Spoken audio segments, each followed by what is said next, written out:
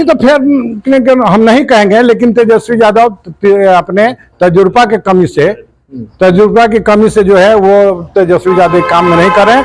लेकिन लालू यादव का भी बात उनको मानना चाहिए, उनको देखना चाहिए। इस बार एक माने 79 सीट उनके पास आ गया है, लेकिन इस हालात में रहेगा तो 5% भी वोट अगर माइनॉरिटी का इधर उधर कट जाएगा, 7%।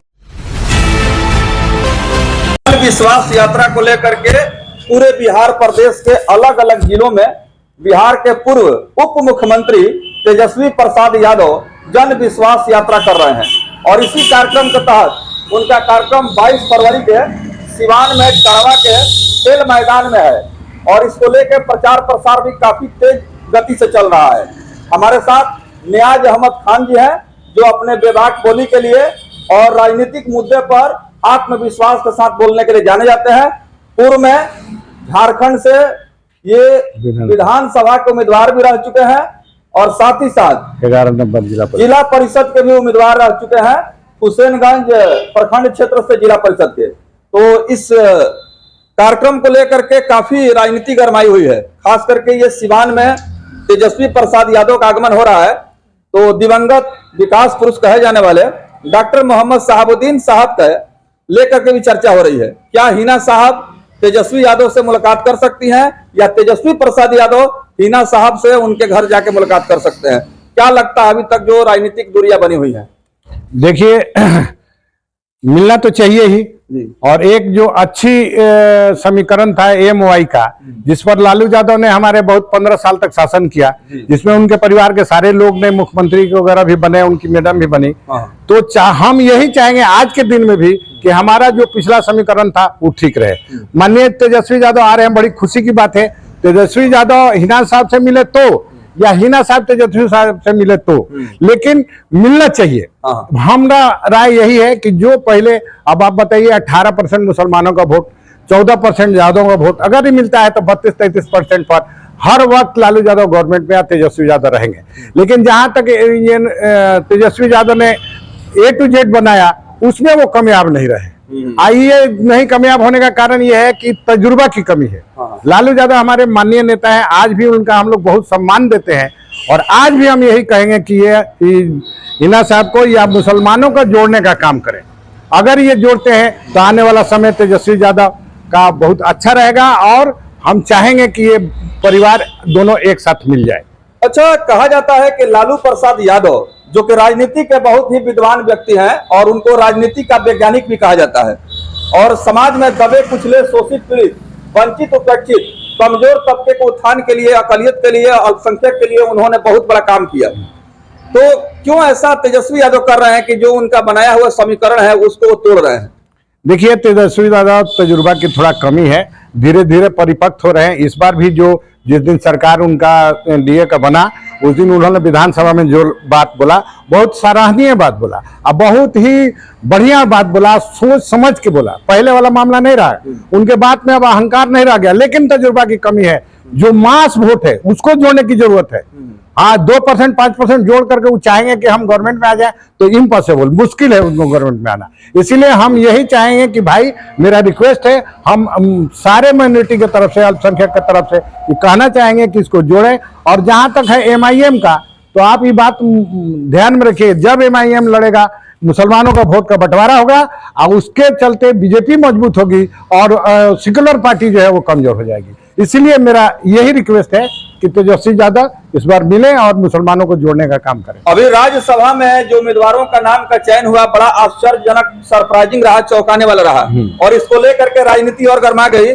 लंबे समय से शहाबुद्दीन साहब के समर्थकों में ये उम्मीद थी कि हो सकता है कि इस बार राज्यसभा के सांसद का जो सीट खाली हो रहा है उसमें हिना साहब का नाम आ जाए, लेकिन ऐसा नहीं हुआ।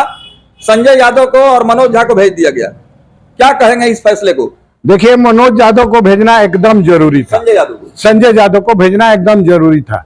लेकिन संजय यादव को भेजना जरूरी नहीं था, मनोज झा को भेजना जरूरी था। संजय यादव को भेज करके इन्होंने गलती किया, इसलिए कि वो माइनॉरिटी का सीट था, आफाक करीम उसको खाली किए थे, इसलिए एकदम जरूरी था कि इस बार भी आफाक करीम की जगह एक माइनॉरिटी को भेजना चाहिए था। ये हम नहीं कह रहे कि आप हिना साहब खोजिए, लेकिन एक माइनॉरिटी को भेजना चाहिए था, जिसमें अब्दुल बारी सिद्दीकी हैं, बहुत से अच्छे विद्वान पढ़े लिखे लोग हैं, और राज्यसभा में अच्छे लोगों को भेजने की जरूरत है। तो इसलिए उससे भी हम लोगों को तकलीफ है कि आरएसएस के माइंड पर तेजस्वी यादव का दिमाग जा रहा है। ये बात नहीं है, मुसलमानों के फेवर में वो काम नहीं कर रहे। तो आपके कहने का तात्पर्य है कि लालू प्रसाद यादव और डॉक्टर मोहम्मद शहाबुद्दीन साहब ने बिहार के राजनीति में जो जातीय समीकरण बनाया, जो चुनाव जीते हैं, लंबे समय तक बिहार के मुख्यमंत्री रहे लालू प्रसाद यादव जी, उस मेहनत पर तेजस्वी यादव पानी फेर रहे हैं।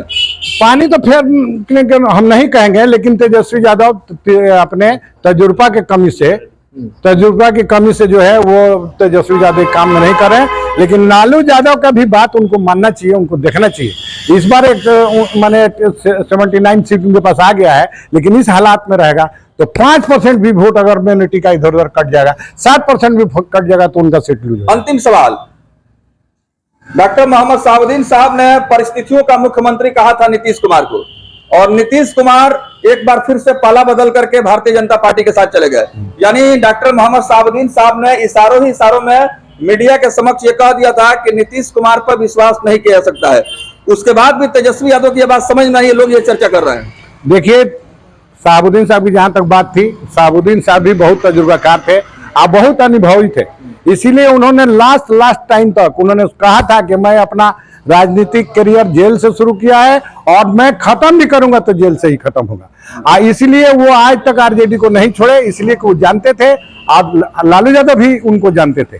अब रहा कि बीच में हमारे छोटे भाई या छोटे जो भी कहिए तेजस्वी यादव आए हैं, इनको बहुत बड़ा अभी टाइम है, बहुत काम करना है, इसीलिए सोच समझ के चलें, बिहार के वोट का बंटवारा नहीं होने दें। इसके लिए मैं ज्यादा रिक्वेस्ट करूंगा और मैं पूरे बिहार के लोगों से कहूंगा कि भाई आरजेडी के साथ जुटने का काम करें लोग, और तेजस्वी यादव आकर के हम लोगों के साथ मिले और काम करें मुसलमानों के। 22 तारीख के दिन जो प्रोग्राम है तेजस्वी यादव का, क्या उस प्रोग्राम में सिवान का अल्पसंख्यक समाज दिखाई देगा? मुसलमान उस प्रोग्राम में जाएगा सिवान का? देखिए, कुछ लोग जो आरजेडी के साथ हैं, जो आरजेडी के मतलब पोस्ट पर हैं या उनके प्रतिनिधि हैं, वो लोग तो जाएंगे, लेकिन मास वोट नहीं जाएगा जब तक हिना साहब का ये नहीं होगा। यानी हिना साहब और शहाबुद्दीन साहब के परिवार के समर्थन के बिना सिवान में जन विश्वास यात्रा सफल नहीं होगा। नहीं, सफल होगा। देखिए, जन विश्वास यात्रा छोटा मात्रा में हो चाहे बड़ा में, सफल तो हो ही जाता है, लेकिन एक मास वोट, एक ज्यादा मात्रा में लोग आता है, उसका बात। और का कोर वोटर है, उसमें से एम थोड़ा कम पहुंचेगा। हाँ, थोड़ा कम नहीं, 90% कम पहुंचेगा, 10 से 15% लोग जाएगा।